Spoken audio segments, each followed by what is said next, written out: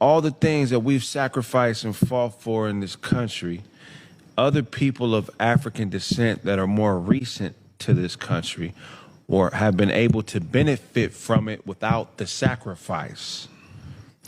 You know what I mean? And right now, people are drawing a line in the sand and saying, hey, man, you can't come here claiming to be black, but not have any of the blood, sweat, and tears, and also not fall in line with what we're trying to accomplish. You can't undermine what we've built in this country, which has been a very, very, very, very big problem for at least the last 100 years. Us paving the way, dying, fighting, going against the system, drawing a line in the sand and really trying to do things that could progressively benefit us.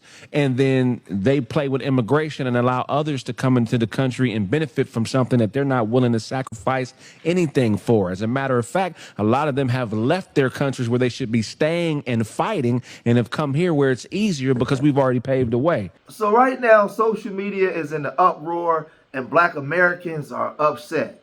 Yesterday, Shaboozey won his Grammy Award. Well, the other day, he won his Grammy Award. And when he was accepting his award, he got up there and he said that immigrants built this country, right? And when he said that, a lot of black Americans, foundational black Americans, took umbrage with that, was very upset. Now, we always say that these people are trying to undermine us and they're trying to make us invisible. They're trying to make us like we don't have a culture. We don't even exist. Everybody just steps over us, right? Because remember, we're not immigrants. We didn't voluntarily immigrate to come here, right? You guys voluntarily came here, or you voluntarily fled your country to come to a better place. We didn't. Some of us was already here, and some of us was brought here in bonds. We was brought here against our will. And we built this country. You guys didn't build it. The first industrial revolution, that was us. From like 1793 to like 1860, you guys wasn't even here at all, right? The Caribbean blacks wasn't here in large numbers. We were here. The Asians wasn't here in large numbers. It was us and W folks. We were the ones responsible on the front lines for building these things. Now, we'd have respected had he just said, black Americans built this country, immigrants helped, right? Especially in a time now when you guys are calling on us to help you with what's going on now in the political climate here in America. But no, do I think that he meant to be disrespectful? I don't know. I really don't know. But based off the way a lot of them encounter with us at times when they say we don't have a culture, or they say our culture is African culture and just totally just wipe out all of our accomplishments, or try to make it their own, it becomes a problem. So Tariq Nasheed, he got wind of this, and he said this. Nigerian American country singer, quote unquote, Shaboozey, he won a Grammy. And he got on stage and he did exactly what I say they always do. I tell y'all they always do this delineation. He took it a whole step further. Yeah, he took the delineation to a whole different level. It went past just delineation on what he did. Oh, what he did was it went way past delineation. He stepped it up to something else. But I always tell people when these non-FBAs, we get shamed into, oh, we all in this together. Oh, don't be looking out for yourself. Oh, don't be saying you FBA because we is all black now. We all in this together. And every time these people win awards, they will hop on that stage and start talking about immigrants. Oh, Igbo. I saw a lot of that yesterday. There were Cynthia Erivo won something, Shaboozey, Tyler, the creator, and there were people running around, oh, Igbo is up. The Igbos are winning. Igbo. They're running around yelling Igbo. The minute these people get a win, they start delineating. Every time. Who's that one girl? Had the little British accent. She hopped on stage. I got to think I'm the granddaughter of immigrants. The immigrants are so brave. I represent bravery. Immigrants, bravery. Fleeing? Okay, all right, okay. Yeah, Olivia Dean, right. Olivia Dean. She hopped up there talking about how brave her immigrant grandparents were for fleeing. Okay, all right. So Shaboozey gets up there, and not only did he delineate, he said, this award is for immigrants. This award is for the immigrants. Immigrants built this country, literally. He said, immigrants built this country, ladies and gentlemen.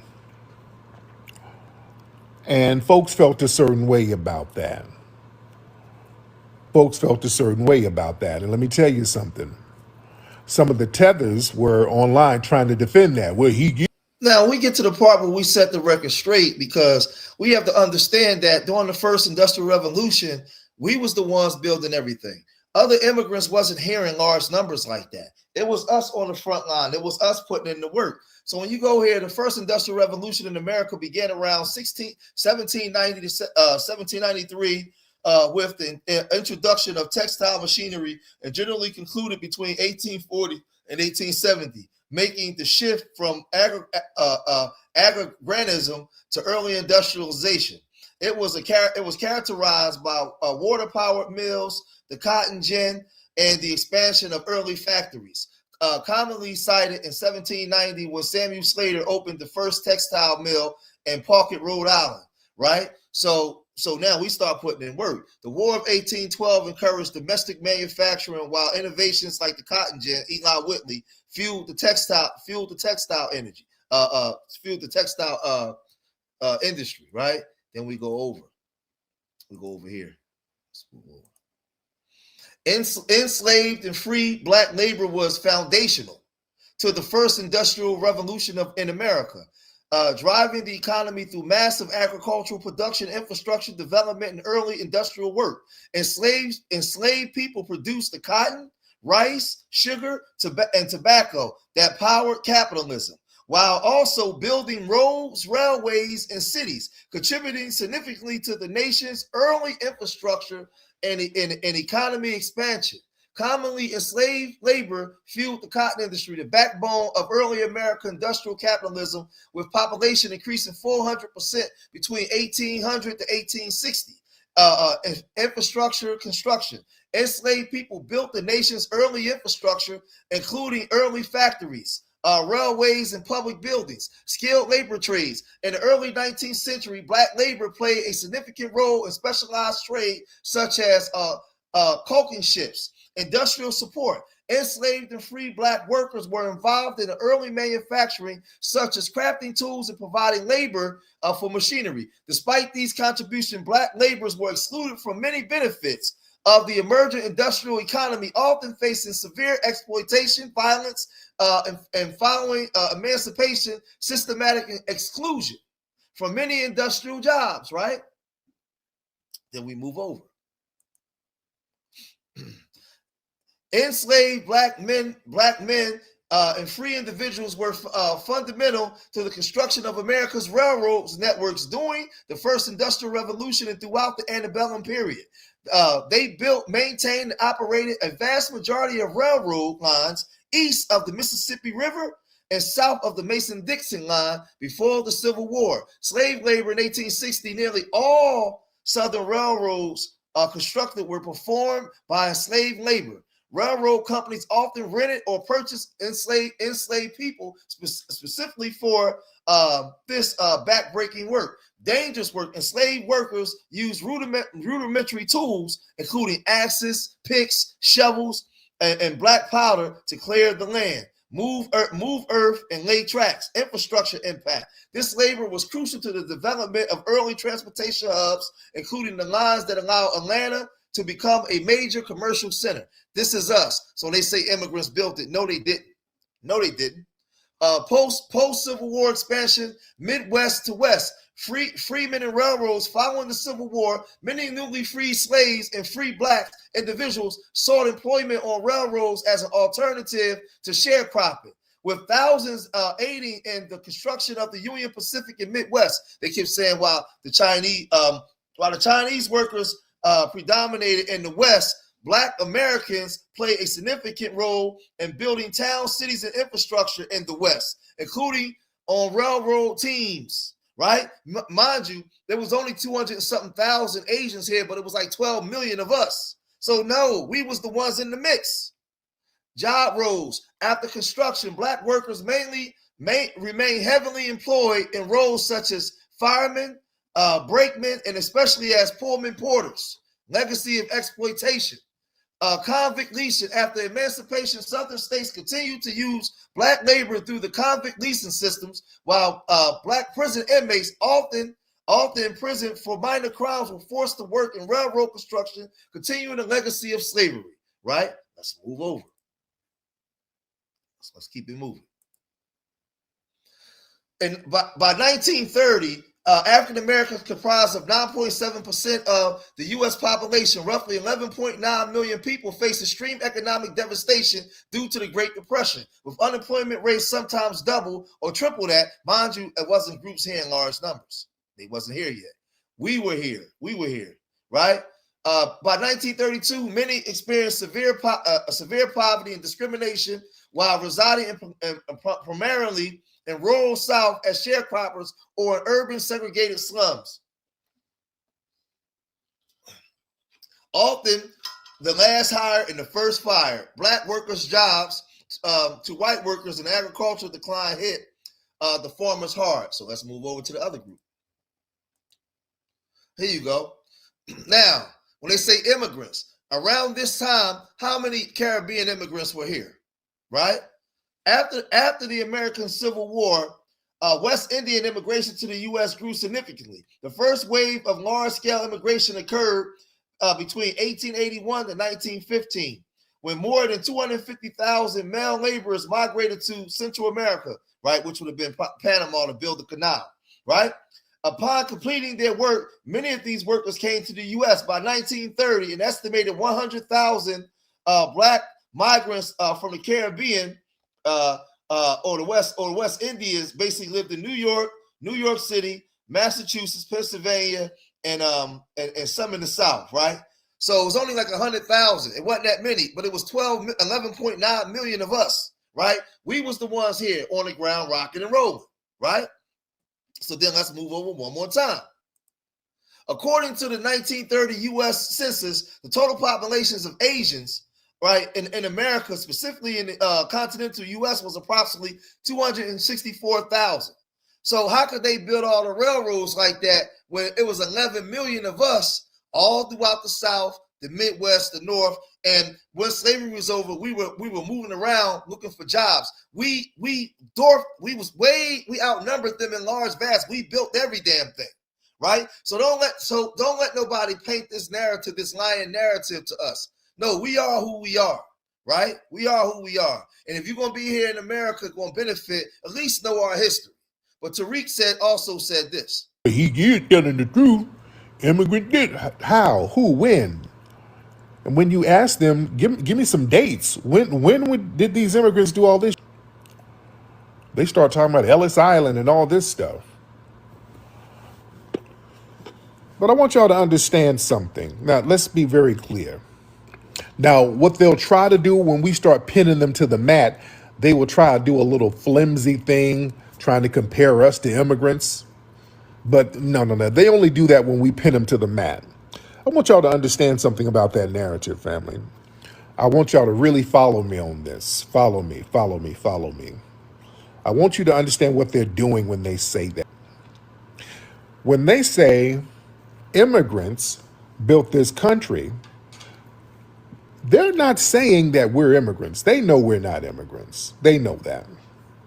They're not saying that foundational Black Americans are immigrants.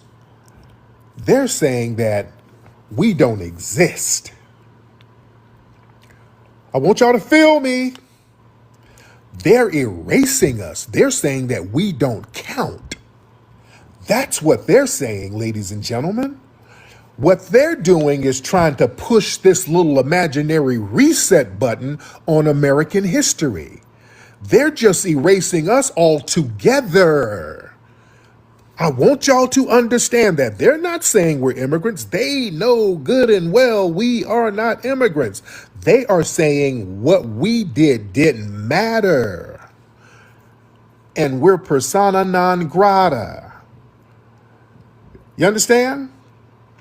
They're trying to frame America, the way they're framing it, it starts when voluntary newcomers arrive, not when the country's wealth engine was being built through forced labor of foundational black Americans. So they're trying to do a reset and start the country's foundation on the reset.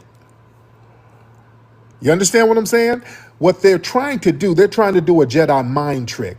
Because every time we say we built it, what do they say? Well, y'all had to do it by force. That's them trying to negate what we did as if it doesn't matter or it doesn't count because it wasn't entrepreneurial or it wasn't aspirational. We were forced, so it doesn't really count. The reality is forced labor is exactly what built the foundational infrastructure and the capital of this country. Because the system was designed to extract wealth without paying wages. Just because something is coerced, that doesn't make it less real. And this is the stuff where I often tell our people, remember out there, you teach people how to treat you by the way we treat ourselves and by the way we respect our history. We respect the people that was there before us, right? The good and the bad, right? The good decisions they made, and the bad decisions they made, because as long as we have breath, we have the ability to change and fix some of the bad decisions that was made in the past, right? And we do that by acknowledging our history and acknowledging who we are the descendants of and what we've been through. Because if you don't, you can see that there's people like I in the house. They opening up the window, they sticking their arms in, they extracting stuff out, they not putting nothing in. They just walking through the front door, they coming in through the back door, they sitting down and just putting their feet up on your coffee table because they don't feel as though they have to respect anything. Right? So now we locking all the windows, shutting the doors, we making you ring the doorbell now. Right? So when you say immigrants built this country, who are you talking about? Because we wasn't immigrants. Who are you talking about? And this is where we hold the line, right? And we're not allowing that no more. We're not allowing that no more, right? So Donnie on time, he's known on TikTok. He went to TikTok and he said this: immigrants built this country, literally. Actually, so this is for them, for all children of immigrants. They need to start testing the jollof rice for drugs because this sounds utterly crackish, right? You just received the award for country music. It gets no more American than country music. Immigrants had nothing to do when it came to the creation of country music itself, engineered by black Americans and gate kept by white tea Americans. Right? It's as American as apple pie. And then Beyonce is the one who opened up more doors for him to expand his career and then turn around and smacked the descendants of ADOS, the descendants of free men who built this country in the face on Black History Month. Now, if you want to incorporate or include immigrants into whatever narrative or agenda you pushing, it should be a truthful narrative and agenda. But far as immigrants laying the foundation of the infrastructure of this country, they had nothing to do with it. And for the expansion of this country, white immigrants, right? Because remember, they were keeping all the black immigrants out of this country. So if anybody had anything to do with the expansion of the infrastructure in this country was white tea immigrants. Because black immigrants didn't come until later, far down. But yeah, what a smack to the face of the descendants of ADOS and free men. Happy Black American History Month. Period. Shaboozey's sentiment last night at the Grammys is exactly why the immigration stance of black people currently in the environment is exactly what it is. I have no problem with y'all saying immigrants built this country. Cool, that's fine. But if immigrants build this country, you should understand why black people are allowing immigrants of this country to deal with their immigration issue and their current exchange with the agency of ICE of America. Y'all built that. If you built this country, that's your agency. Those are your policies. Those are you deal with that. Black people ain't got nothing to do with that. We ain't built this country. That has nothing to do with us. We're minding our business. So Take that how you will, but don't expect us to involve in things when this country's history has nothing to do with us. We're not a part of it. Man, that Donnie on time is something else, man. But the other brother, man, like he said, well, if you guys built the country, right, and you're the immigrants, you built the country, and we're just invisible. Why are you calling it invisible people that's powerless to come help you, to come stand with you guys, right? Y'all don't even acknowledge us. We don't even exist, right? That's the crazy part. Y'all don't even acknowledge us, but then y'all calling on us to come step in and help when you guys are taking credit for what we did, right? And you putting up, you creating this spin, this narrative that immigrants built the country, where we know that we're not immigrants. Yep. And this is the thing, right? I don't give them the benefit of the doubt on this one. They know that we're not immigrants. They know that. They know that we didn't. You already have blacks here, and the other ones didn't immigrate here. Shaboozey and his family chose to immigrate here. They chose that, right? But don't put that on us. We have a whole rich, vast history. You know how we know? Because before he came to Nigeria, before he came here from Nigeria, he was watching us on TV. You are part of a genre of music that black people created. Black people created that country music out of blues. The blues created out of an expression from the South, right? That's all our music. Oh, I forgot we don't exist. We don't exist. We don't, because remember, y'all, we don't have a culture. So we don't exist. We just slaves. That's all we are. We should be quiet, put our heads down, and let everybody take advantage of us. That's what we should be doing, based off of the way you guys talk. But Tariq Nasheed also said this. Expanded what we had already built. We had already laid the tracks for the rail. We were owned, some of us were owned by railroad companies. Our labor built the railroad systems all through the Midwest and the East Coast and the South. We were not only doing that, we were designing some of the bridges. Look up our brother Horace King, who was a foundational black American who was enslaved, who was an architect, who was actually designing railroad bridges and other monuments and structures all over the South and even the Midwest. Horace King. Look up people like Granville T. Woods and others who were creating the mechanisms to make the trains work. Not only were we building the damn train tracks and the railways and clearing the brush in the wilderness to put the tracks in, we were creating the mechanisms to make the damn trains run correctly. Let's stop playing games with people and hit them with history. Hollering about some damn Chinese bill. Get the hell out of here. Get out of here. So these people are playing a little Jedi mind trick. And now when we look online at some of the comments, there's a lot of tethers who are agreeing. Now, WorldStar on their Instagram page, they put up my tweet and Shaboozey. They're like, Shaboozey faces backlash for saying immigrants built the country. What's your thoughts? And there are a lot of people in the comment section. Enslaved. Let me say. Hold on. What is that? Yeah, everybody knows it was built by a mixture of both. America is another tether. America was literally built by immigrants, blacks, Chinese, and the Native Americans. Please don't fall for the division. Yes, there were black people here in America because Africans have been traveling back and forth for centuries. We're not going to act like the Atlantic slave trade didn't happen. He's talking about traveling back. Okay, hold on. Sorry about this, guy. So it wasn't a mixture of both. It wasn't a mixture. We were doing it. Another comment, don't let them divide brown and black at times like these.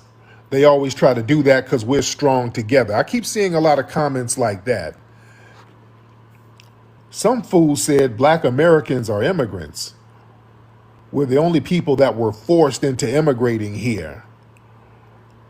No, that's no.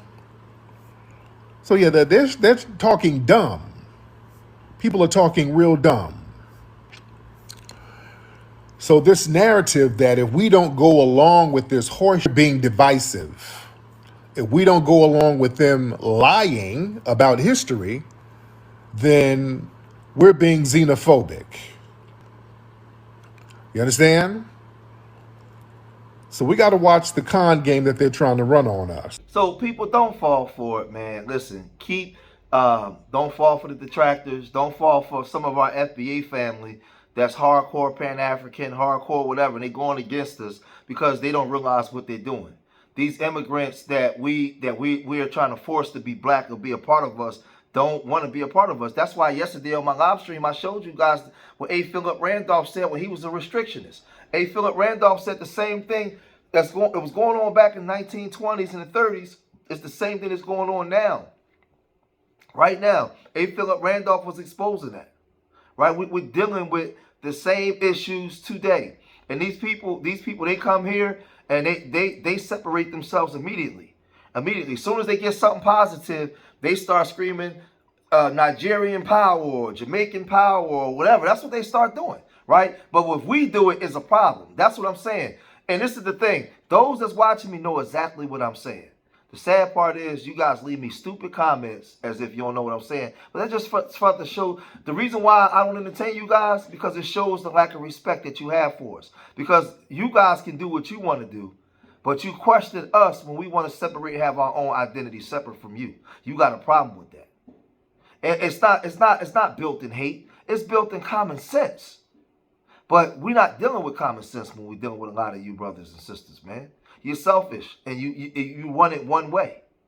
And we're not operating like that no more. For years, for generations, it's been one way, and we're tired of it. We're not allowing it no more. So he could have went up there and maybe been trying to say that we were immigrants, but he didn't say that. He didn't say that. You can't just take our history and include everybody in our history like that when we know that y'all wasn't there. Y'all wasn't there. We was. Our people was. Right? So don't crowbar yourself into something that had nothing to do with you. And it's funny, you want to use it when it benefits you, but when you saying things to disparage me, you call me a slave. You call me a cotton picker, a cotter. You say I came here on cargo ships. You say all kinds of disparaging things about me, but when it benefits you, you want to line yourself up with it. You want to crowbar yourself into it. So nah, man, miss me with that, man. But y'all gotta let me know what y'all think. If you made it this far in the video, hit that like button, subscribe to Street Media TV, leave your comments in the comment section. Remember, I love y'all. Till the next time, peace.